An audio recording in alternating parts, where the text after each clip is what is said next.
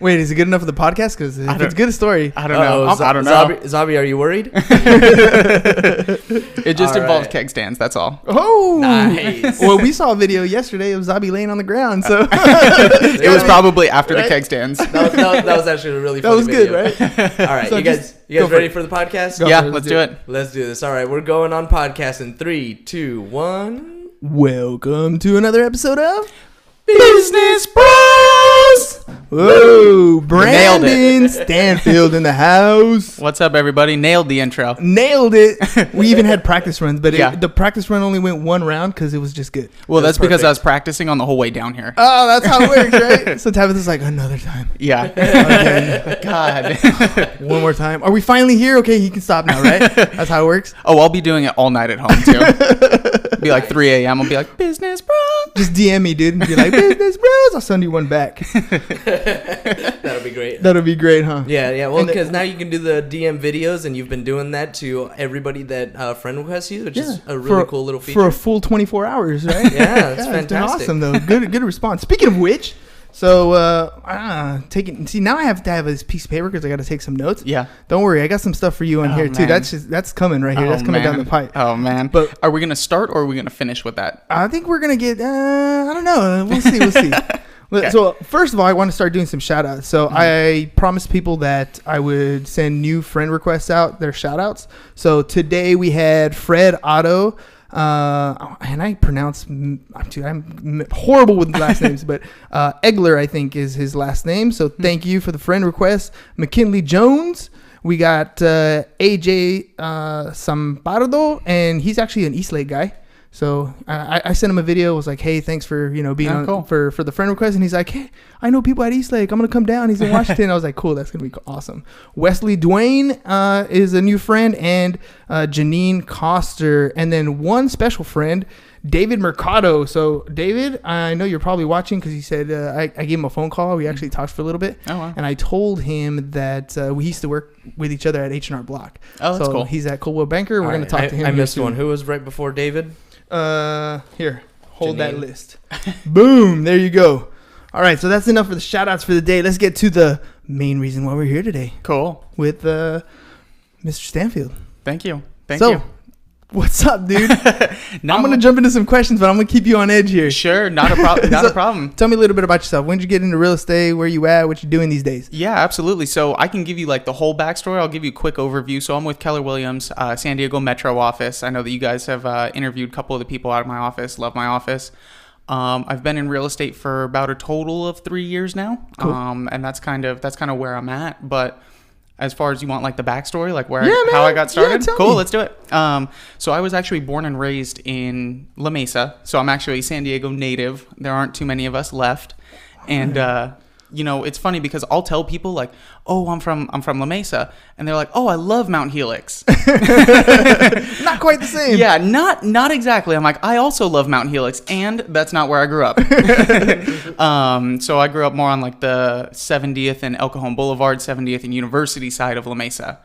So Helix High School. Yeah. Yeah. That's a nice area though. You got some properties over there. I mean, not very huge lots sometimes, but some beautiful homes. Oh yeah. Well, most of them are a little bit older. It's a cool little residential community, but it's definitely not Mount Helix. Yeah, it's definitely not Mount Helix. I'll go ahead and age myself. It was graduating class of 2009 over at Helix High School. So All right, that's not bad. not terrible. I graduated 2000, so there you go. There's Well, another age. Yeah, just a little bit after.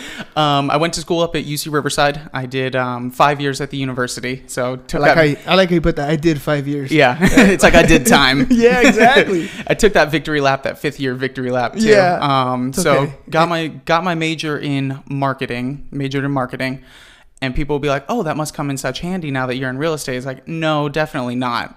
I remember sitting in classes of like, they were teaching us like how to market on TV, like how to set up TV ads and like So newspaper dated, ads. right? Yeah, and that was just 4-5 years ago, so Yeah. it wasn't even that long. So But, the internet already existed. Instagram Yeah, for sure. existed. Facebook For sure. existed. For sure. We already went through, click-throughs, right? All kinds of stuff. None of that. No, definitely not. And the funniest thing is like I don't even remember seeing it like on a list of classes that you could take. Like it for sure was not part of the standard curriculum, but it wasn't even like an elective. No, you didn't have a choice. No. So any type of actual marketing, look, see, my phone's going off too. Any type of actual marketing that you had to do now, you had to learn again, even after tuition and a degree. Absolutely. Totally irrelevant.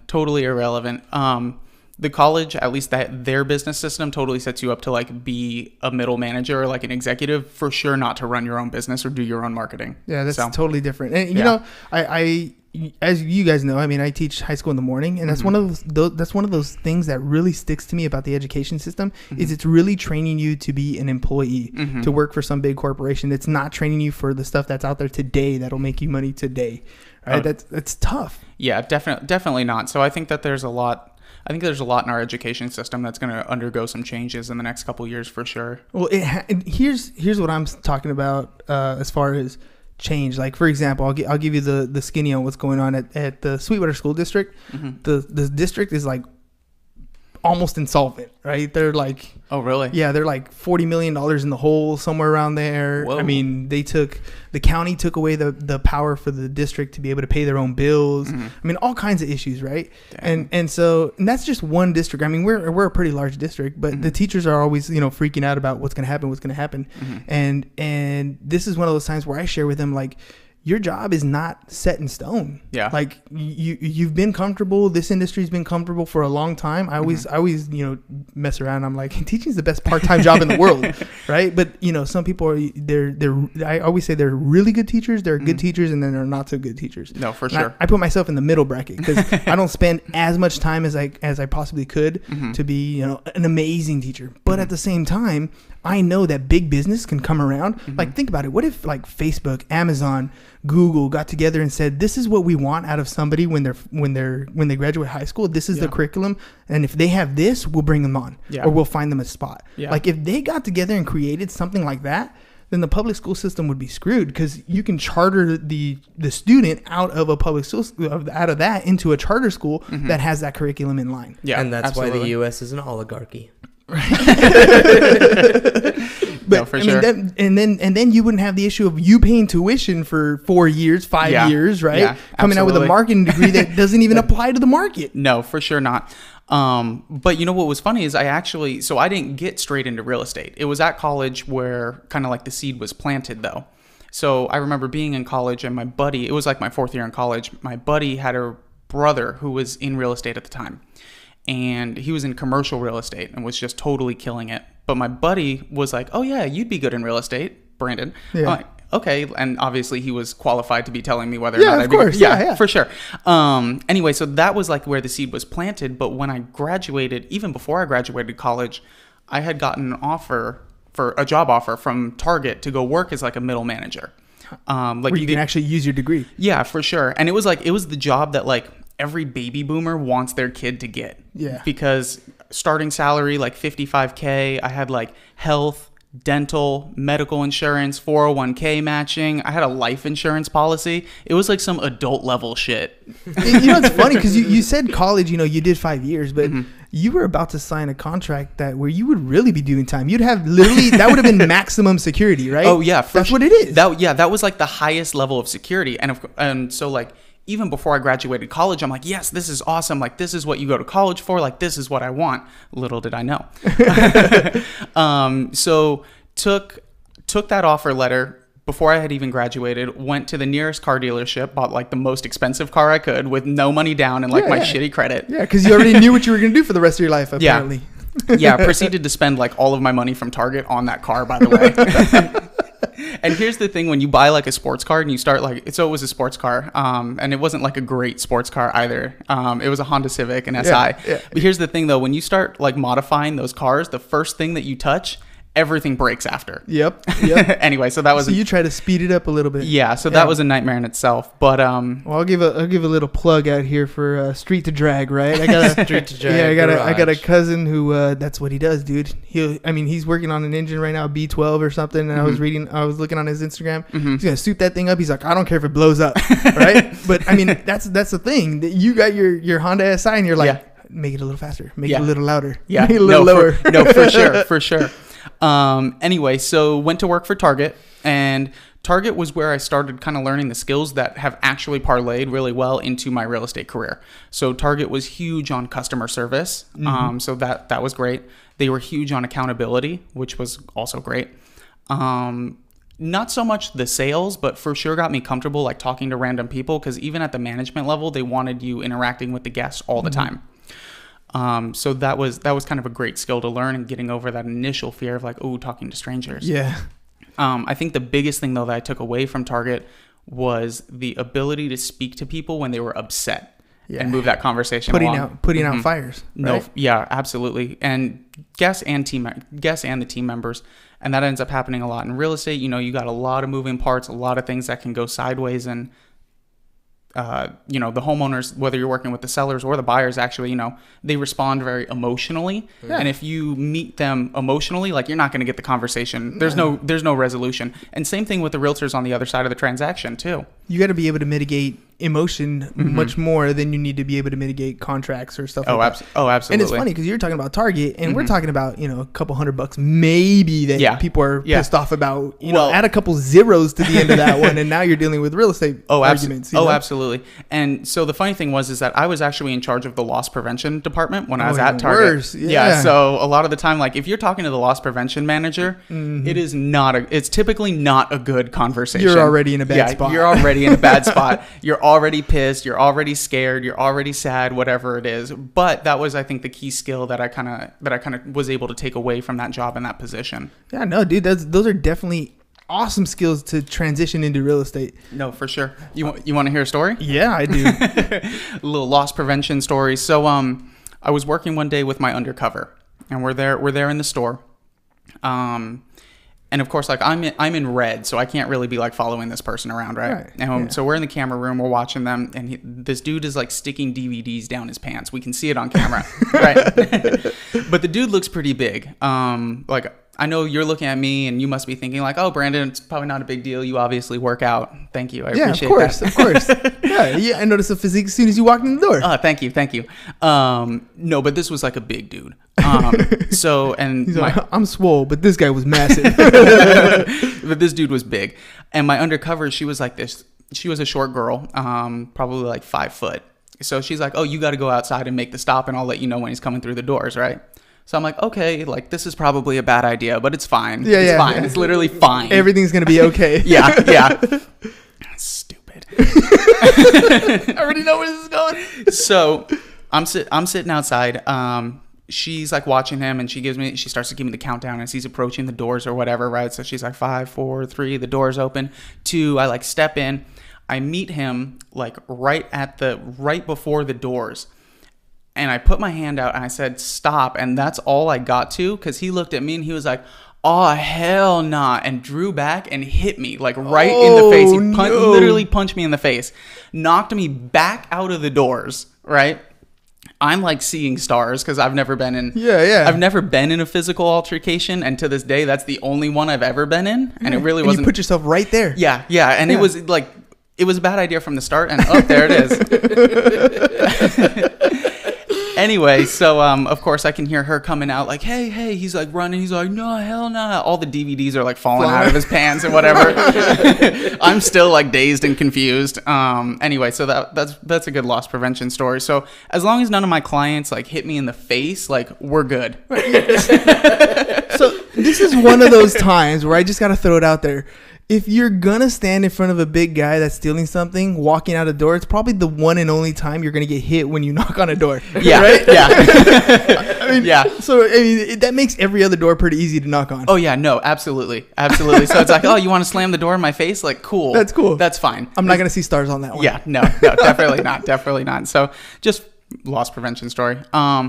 Anyway, I was at Target for probably about like 6 months before I realized like, hey, I don't want to do this for 40 years. And then that's kind of when it came back. It was like, oh, well, my buddy thought I'd be good in real estate. So, I'll probably be pretty good in real estate. Of course. Yeah. That's easy. We can do that. Yeah. So I signed up for my real estate classes. And this would actually be like really good foreshadowing for how the rest of my real estate career has kind of like played out to this point. It took me a year just to get my license. Well, but tell me about that part. So is it more like one of those where it took you a year because you kept failing those 3 courses, or it took you a year because you just took your sweet time to like actually finish the content and then take the test? It was definitely the latter, because I was still working like full time, and I mean I only had to take the 2 classes because of my degree. I waived the third one. It's not even like I had to take 3. And I was fortunate enough I passed the test on the first time around. So it's not like it was that. It was literally just me dragging my feet and not putting a sense of urgency behind it. So ended up getting my license. I spent like 1 day at an office. I was like, oh, this is cool. Like, I want to learn more. But originally it was only supposed to be like a side gig. Like, I thought it'd be cool. Oh, like I'll do 2-3 transactions a year and that'll be cool. Right. Anyway, so had moved down. So between this time had moved down to San Diego. This was probably the summer of 2016. So the target you're working at was in Riverside? Yeah. Sorry about that. Yeah, the target that I was at was in Riverside. I'd got my license in Riverside, and then kind of when I knew that I liked real estate and was going to take it a little bit more seriously, came back to San Diego, just because I knew this area a little bit better, had more connections down here. Plus, if you've ever lived in Riverside, you'd understand why I want to live in San Diego. Yeah, for sure. You got to come back to paradise. No, absolutely. So joined with a brokerage then. That was the early summer of 2016. That's where I met my real estate mentor, coach, now friend, partner. Her name is Alicia. And I'm super fortunate that she kind of like took me under her wing, more so than just like, oh, here are the classes that you attend to. It was like, hey, come on this appointment with me. Hey, come, we're going to go do this lead gen. Actually show you. Yeah. Do it with me. Yeah, on more of like a one-on-one basis instead of just like, oh, here are the classes and here's the theory behind it. So super grateful that she took me under her wing. Had been doing real estate though probably like 8 months because, started in June of 2016, so this had to have been January of 2017, right? I unfortunately had not gotten like any traction going. I was still working at Target. I was doing like an overnight position at this time, and was doing the full time there, and then trying to make real estate like my side gig. Wasn't doing the activities consistently though. You know how that goes.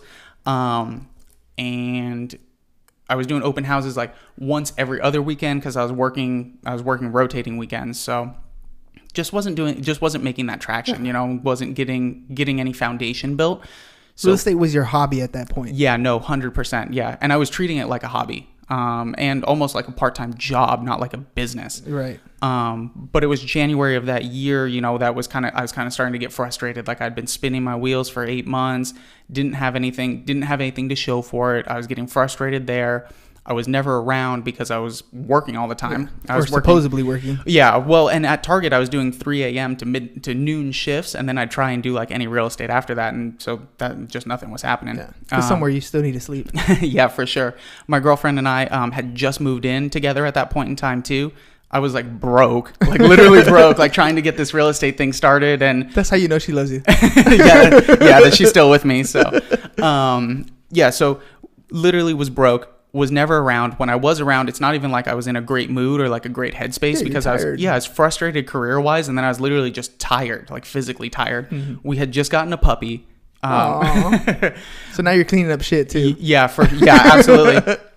And so all of this was kind of just like brewing at the very beginning of the year, and then to top it all off, like my car got stolen. Like that car that the one that you spent the one that I spent Target dime on. Yeah, the reason that I was broke was because of that car, and then it got stolen. And then to make matters worse, like all of my real estate stuff was in it too when it got stolen. Oh man, signage, cards, posts, whatever. Yeah, no, for sure. And at that point, like I literally, that was in February. I remember it very vividly because I was just like, fuck it, I'm done. Like that was it. And I spent probably the next like 2 months just not doing anything. I had literally thrown in the towel with this real estate thing. I was like, whatever, I'm done. And I don't know why it was. My real estate mentor, Alicia, she had some sort of foresight, because the November before all of that had even happened, she was like, hey, you need to come with me to this conference. And I was like, what kind of conference is it? And she's like, oh, it's a self-improvement conference. And at that time I was like 24, like self-improvement. What do I need to improve? Like, check out these biceps, right? Yeah, what are you talking about? Self-awareness. Like none of that was even in my vocabulary at that point in time. And so I was like, well, what is it? And she's like, oh, it's a Tony Robbins conference. It was the Unleash the Power Within, UPW. So, and I was like, well, I can't even afford that. She's like, no, you're going and I already paid for your ticket. Like she literally paid for my ticket. So I was like, oh shit, I have to. Now you like, have no have choice, to right? go. Yeah, Yeah. no, there. Oh yeah. Yeah, there was no. You're stuck. Yeah, for sure. Oh, thank you. Right. Yeah. Well, thank you now. So thank you, Alicia. So I had kind of like made an agreement with myself too before we even went. I was like, look, if I take something away from this, if it actually does anything for me, then great. But if not, then I'm done. Like I'll pay Alicia back and we're going back to Target. I'll climb the corporate ladder and I guess that'll be it. Right. So we went to that event, and I think that is where like the mindset shift happened between like, oh, this is going to be like a side gig, like, oh, this is just a side job or side hustle, to like, oh no, this is a business and like you can make shit happen through real estate. So I think two very important things happened, and two very impactful things happened. The first was in the form of like a very powerful visualization that Tony walks you through. Have either of you been to UPW? No, not yet. Oh, I strongly recommend it. And the second one who's come in, Francisco Lopez also came in. He's like, dude, powerful. Oh yeah, powerful. And that's a very good way to describe it. And yeah, spot on, 100%. So if you've ever been thinking about doing it, I would say do it. So Tony walks you through this like visualization, and the lights go down real low, the music starts, and like his voice is just crazy. It's like deep, but also like very soothing at the same time. But he walks you through this visualization where he has you picture this person like, you know, driving up to this house, and he asks you to describe the house. He's like, what color is it? What does the street look like? You know, getting very descriptive, like what time of day is it? You pull up into the garage. What color is the garage door? Do you park in front of the garage? Do you pull all the way in? When you get out, this person, like, you know, what color are the shoes as they approach the front door? Like how many steps? Like it's crazy detailed. And then you do this. But these are all questions, right? Yeah. Because you're essentially, I mean, I'm going to cut to the chase. Yeah. Sorry. No, go for it. You're essentially, when you're doing that, this activity's you describing yourself in the future. Yeah, no, absolutely. And as you like walk through the house, he gets to the point where he's like, okay, you're in the bathroom now, and you look in the mirror, like, and you see yourself. And then he starts talking about like who's there with you, like what does that mean to you? You know, what are the people around you proud of you for? Like all of this like crazy deep emotional stuff. I had to stop the visualization because I was crying like a baby. Damn. Like I had tears just rolling down my face like doing this visualization. I had to stop and like look around and look to see like is it real? Is it what I'm looking at? Well, not only that, like are people going to be looking at me like I'm crazy? Like I'm having this like very deep reaction to this visualization. And I don't want to be like everyone looking around like who brought this guy? No, dude. You know that type of exercise is truly deep, because we've talked about something similar where we talk about future you. What would future you say to present you as a thank you? Like, I'm here because of this, right? Yeah. That exercise is even more intense because he's literally walking you through the life that you see yourself in without you even having to really like sit down and think about it. It's in your mind. Who you want to be is already there. Yeah, it's just pulling it out of you. It's just pulling it out of you. Exactly. And that's super powerful. Yeah. I mean, the problem with most people is like if you ask a 21-year-old, 25-year-old kid, what they want to do in life, they always have huge ambitions, right? Yeah. I'm going to be a professional baseball player, a professional athlete. I'm going to be super successful. But you talk to them when they're 65, and what happened? Yeah. Right. And that's the choice that I'm hearing you talk about. You were on the verge of conforming. Yeah. Right. And you were ready to give up on your ambitions, your dreams, whatever you wanted. That visualization that you're describing right now, you're ready to walk away from that and conform because of a few situational things that happen in life. Yeah, absolutely. And so let me bring it back really quick. Fortunately, everyone else in the room was having like a very similar reaction. So it was like I'm like, okay, like I'm cool. Like I'm cool. Go back to my eyes again. Yeah, I can go back to crying like a baby. No, but like for me, I had never taken the time to do any sort of that, future work. Like I was always like, oh yeah, I want to make the extra money. I want to make the money. That would be cool. And yeah, everyone wants to make more money, but if you're going to push through and like start a business, or you're going to do something that's really challenging, it needs to be more than that, because it needs to be like, cool, what are you going to do with the money? What's that going to mean for you? And I had never taken the time to think about that. So being able to kind of like link it to something made it mean so much more. And I think that that's what I was really missing.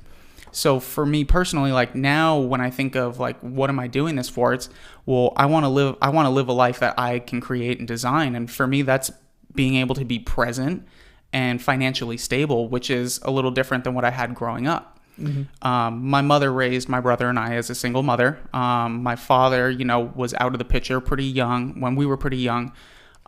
He was like heavy into drugs, and not like a 70s child that smokes a little pot every now and then. No, he was into meth. So my mother kicked him out at a pretty young age. And despite that being like, super hard at the time, it was probably the best thing growing up, because she was able to raise my brother and I in an environment where she wasn't combating that negativity, and she could kind of raise us, without that and the way that she wanted to. Free of opening the door to whatever could be on that side. Oh, absolutely. Absolutely. And, for young boys, especially if that negativity is coming from like your father, the father figure, like that can have some really bad repercussions. So shout out to my mom. But anyway, but for me, it's just super important to create a life where I'm able to be present. Tabitha, my girlfriend, and I, we talk about, what do we want out of our future selves? Like, what do we want our family to look like? What does that mean for us now? And so now I just tailor everything that I'm doing. Like I can think like, yes, this is a means to an end to get here. So yeah, it's powerful. Like again, these are the types of activities. I mean, we've talked to people about affirmations, about visualization, all those types of things. But the way you described it, the way you did it, the way Tony Robbins does it is really deep. I mean, that I'm going to take that little segment, and I guarantee you I will play it again, close my eyes, and maybe see if I can get myself to cry. I think, I think that you can look up the visualization on YouTube. I think that he has a portion where he'll talk you through it, and you can kind of set up the environment on your own and do it yourself. But I haven't done it since, but I think that if you did it, even without being in that room, it would be very impactful. And of course, but it's your life, right? It's kind of like when you watch a movie. After you watch a movie once, you know what the story's like. Yeah. Right? You watch it again because you like the movie, but it's your life. Now that you've seen where you want to be, you can do it again, but you know how the story's going to play out. You know exactly what you need, what you want. Yeah. And now it's a matter of, how do I get there? Yeah, absolutely. And there's been a lot that's happened, and a lot of clarifying, of course, between then and now, but it's basically the same. The other really impactful thing though that happened over those 3 days, and the really impactful thing that Tony kind of walks you through, is addressing all of like the self-limiting beliefs and all of the shortcomings that you believe that you have. I think especially when you're starting a business and, in real estate, you're going out there, you're talking to a lot of strangers, a lot of people, you're asking for business, and it's all on you. And when you're gonna get the no's, you're going to face that rejection. And when you get rejection after rejection after rejection after rejection, it just kind of brings out the worst of what you believe in yourself. And if you're not prepared to deal with that, I think that's why you end up hearing people get frustrated and quit, because they say it's hard. Well, tactically, it's not hard to make cold calls. It's not hard to go door knocking, but what is hard is facing that rejection, dealing with it, and not letting it eat you alive. Right. So we talk about that as the ego is your own ego stopping you from letting you take that door. Nothing's gonna happen to you when you make a call. Nothing's gonna happen to you when you stand in front of a door. Well, for the most part. Yeah, right. It is unlikely you'll get punched in the face. Very unlikely. Yet we stop ourselves. We're reluctant to do that because our body almost has that physical fear of something like that actually happening when that's not the case. No, absolutely not. Those are the limiting beliefs that we put within ourselves. Yeah, and that's what stops most people in sales in general from doing those things, because you're right, the tactical things are easy. Yeah, technically, I mean, it even got easier. You don't even have to dial the whole number. You hit the green button. Like, it's not difficult. Yeah, you upload a CVS file and it'll do it for you. So, but it's just talking to all those people. It's facing that rejection and getting up and over that portion to get to where you really want to get to. So it's kind of like he was able to, or through those activities, able to clarify my end goal, and then work through what is going to happen throughout the middle. Yeah, dude. So This is a perfect time to ask one of the questions I got. Okay, cool. What was one of the questions? All right, so this one comes from Tabitha. Okay. At Check the Tab. Mm-hmm. She said... That's my girlfriend, by the way. So, Tabitha. Oh, there you go. So Tabitha said, we need to ask you about your first experience with the disgruntled El Cajon agent. So how'd you handle that gracefully? Yeah, thank you. Great question, by the way. So those of you who can't see on the podcast, she's sitting here. Yeah.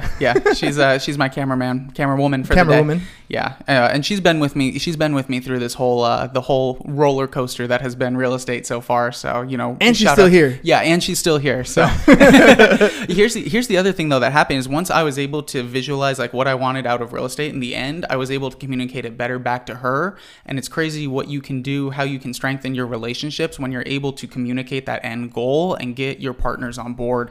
I think that was huge. Or not just that, when you're talking to them, the clarity comes in. Yeah. Right? Because, I mean, as a teacher, that's one of those things that I try to get across to my students. If you can teach somebody what I've taught you, then you really know it. Yeah. Right? So you might have an idea in your head of what you want or what you think you want, but when you're trying to turn around and say that to your significant other and explain it, it comes out differently sometimes, or you get at least some feedback on, well, maybe not. And then you just get clarity, being with somebody who can give you an honest opinion and call you on your BS, essentially, right? Yeah, absolutely.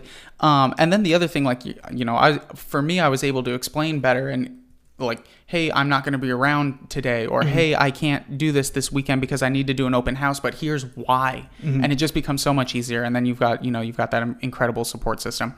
Anyway, so about this realtor. So we had closed a transaction. I was still very, very green in the industry. It was one of my first ones. Closed the transaction, and I was doing, some like just sold flyers. Like I was going around the neyborhood, just knocking on doors, handing out just sold flyers. And this was like, we had already closed the transaction. Like the escrow was done.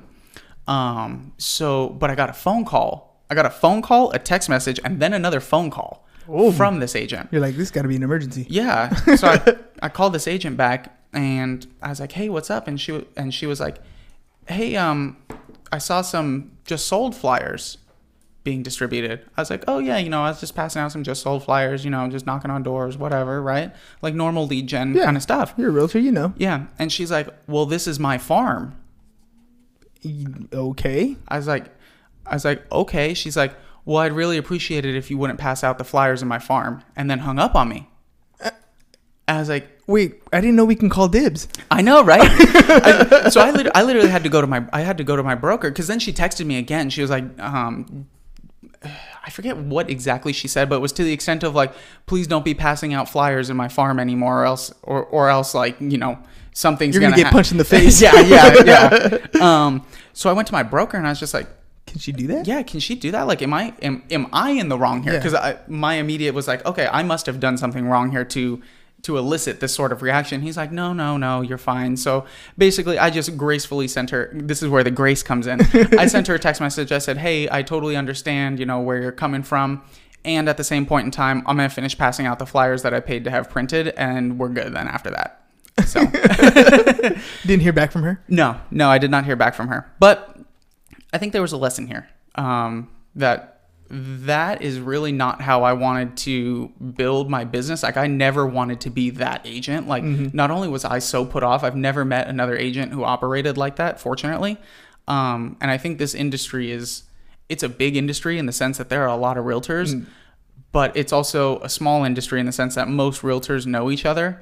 And the productive ones. Yeah, that's true.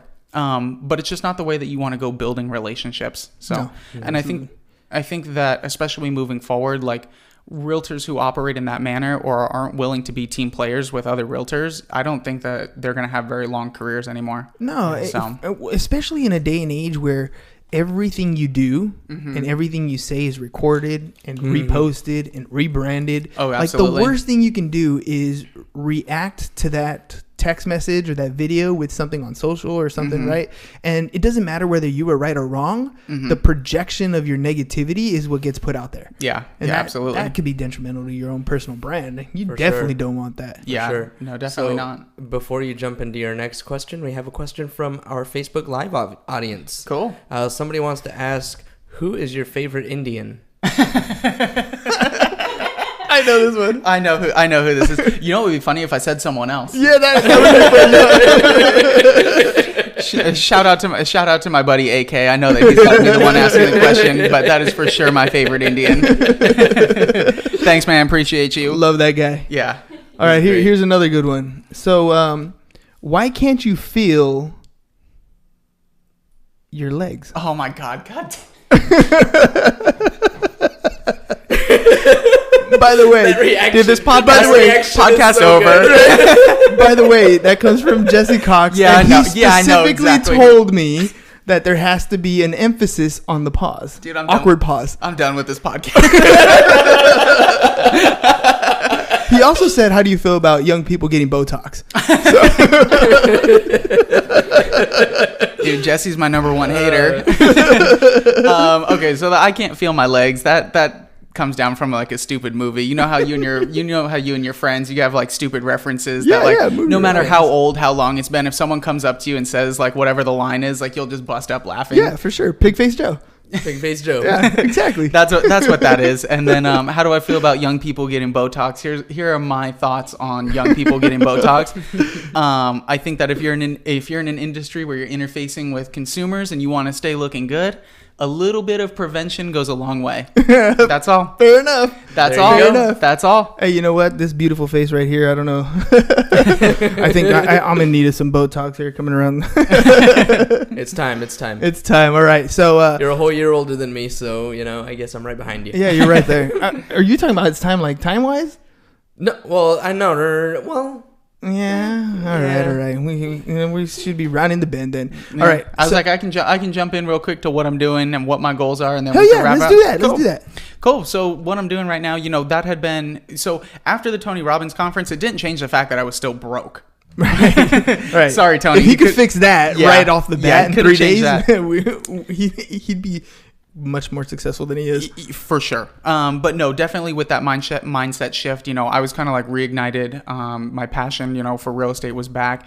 It would still be another 5 months after that before I closed my first deal. So some major time there. But what happened, like, leaving there and then to the closing, like there had to be a shift. Like are you still at Target? No. So I've been at Target. I closed that first deal and I got out. But what it was is I went about rebuilding. So I had taken like the previous 2 months off. So everything that I was doing, like I was basically starting from scratch. But I was like, okay, cool. I know what I need to do now. I know why I'm doing it. And I just recommitted to the activities. So closed that first deal. That was the end of 2017. Quit Target that was 2017. 2018 was my first full year as a full-time realtor. I had switched over to my Keller Williams office at that point in time. Not great, but I closed 7 deals for just shy of $5 million in volume. And I'm just super fired up for 2019 here, It's gonna be a big year. Yeah, absolutely. Yeah, no, things are definitely. Woo. my bad. That was. that was you screenshotting. Yeah, that was me screenshotting for our Facebook Live conversation that's happening right now. Oh, okay. See, 2 shows going on at the same time. Hell yeah. No, yeah. 2019 is gonna be amazing, and that's one of those things that, like, based on your story and where you are today, it's very parallel to a lot of the people that have come on the show. Mm-hmm. When they're not taking real estate seriously, when they're not out there doing it on a regular basis, they're not getting the success they want. Yeah. It's not until they burn the ships Mm-hmm. and leave everything behind and make real estate their number one focus, and that's their thing. Yeah. Where there's no other way of earning income. This is it. This Yeah. is your business. This is no longer a hobby. This is no longer for fun. Mm-hmm. This is what I got to do. Mm-hmm. That's when the fire lights under their butts and they turn around and kick some butt. No, absolutely. And then, setting goals. Like, I've got my goals laid out and I've got tasks behind them. Like, I know exactly what I should be doing every week. I know the activities. I know where I'm going. I know, like, how I want to get there. And then I've also got an incredible support system. I'm still working closely with Alicia over at, our Keller Williams office. She's a great, she's like my linebacker, like in the trenches, and then I've got Tabitha, who's kind of like my cheerleader. We're on the same page. I feel like we're firing on all cylinders. Our goals are aligned. We're pushing each other in the best ways possible. And I mean, she'll give me a swift kick in the ass too, if I'm ever. Yeah. Well, she knows she knows what a schedule's supposed to look like. like now. Yeah. So, if you're looking at your daily schedule and she's like, I'm not going to be here. Well, what are you doing? Yeah, exactly. So, no, it's definitely, I'm looking forward to seeing like, stuff you're doing. Do me a favor. Anytime you have a closing, tag us on it. For that sure. way we give you a shout out. We're going to start doing that sort of stuff too. So, ladies and gentlemen out there, by the way, if you have any closings on Facebook, tag us so we can let you guys know. Congratulations. I mean, that's really what it's about. You're doing the work. We want to make sure, that other people know that hey, congratulations. You're doing it. Oh, absolutely. Everybody loves a little bit of recognition, and it's just that little bit of fuel that gets you on to the next deal. Yeah. You know what I mean?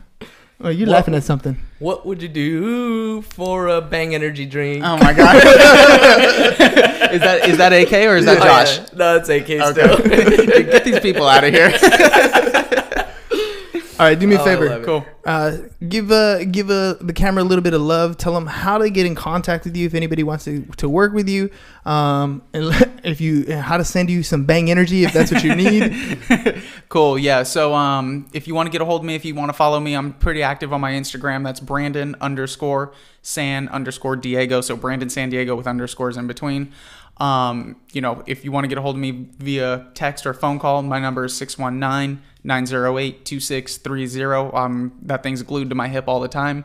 And then if you want to send me Bang energy drinks, you can you can drop them off or mail them to my office in Bankers Hill, 2250 4th Ave. You hear that? So pick them up from the WeWork office. Yeah. And head over. It's not that far. Yeah. Drop them off at the office. Yeah, you can take a bird scooter from the WeWork office to ours. There you go. See, Bang, sponsor us. Yeah.